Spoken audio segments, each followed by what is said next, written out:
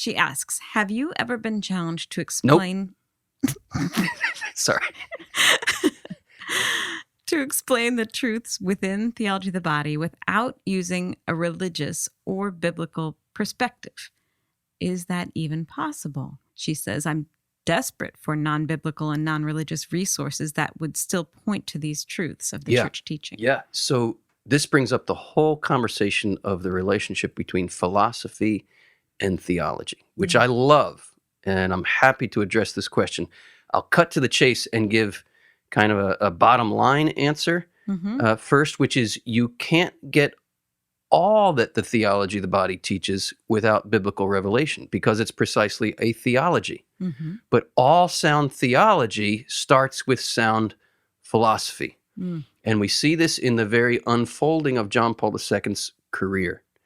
His work that preceded and really laid the foundation for his theology of the body is his book, Love and Responsibility, which you could rightly call a philosophy of the body.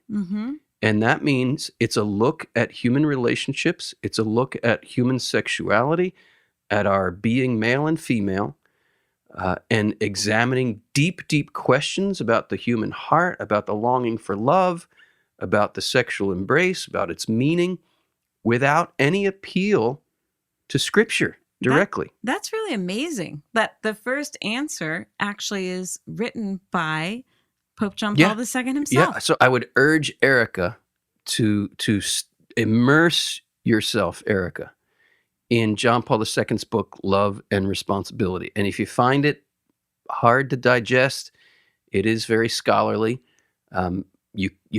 There are helps out there. I'd recommend Ted Sri's book, Man, Woman, and the Divine Plan of Love, I think it's called. We can put a link to it. That would be a starting point for beginning to unfold John Paul II's teaching in Love and Responsibility. And it is an appeal just to human experience, the way we experience life, desire, love, relationships, our sexuality. So illuminating. I read that after I first read Theology of the Body. I read Love and Responsibility I think I picked it up right after. This would have been the early 90s. And it was brilliant, absolutely brilliant. How does this man know so much about the human heart? Because he's a student of the human heart. And when you have that foundation that comes in his book, Love and Responsibility, and you want to go deeper, then Theology of the Body brilliantly builds on that and takes you to another level. I think that's excellent. If I could make the link just from that passageway from philosophy to theology, why we need to keep going. Why is philosophy not enough? Philosophy brings you right to the edge of needing to know who is this God who I have come to believe exists through philosophy. Human reason reasonably and rightly concludes that God exists. But philosophy in and of itself cannot answer the question, who is God? We can know that God exists. We can know certain things about God. But the only way we can know God, because God is God, we can't extend a ladder up to the infinite to see him. The only way we could possibly know who God is if he came down to our level to reveal himself. Yeah. And that's the bold proclamation of Christianity. If religion in general is man's search for God, Christianity is God's search for us. And philosophically, if you go back to Plato, especially Plato, but somewhat in Aristotle, there's this notion that in order to reach God, you have to shed your skin. You have to, finally, death is the separation of the soul from the body. That makes sense when all you're working with is your own reason.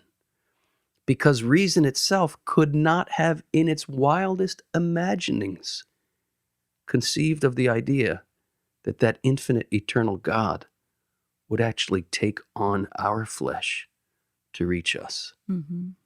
So we have this general sense, which is based on our own ability to try to kind of figure things out, that to reach God, we have to divorce ourselves ultimately from our bodies. Christianity is the exact opposite movement. It's God taking on a body to reach us. I love that. And that's where philosophy and theology meet. Mm-hmm.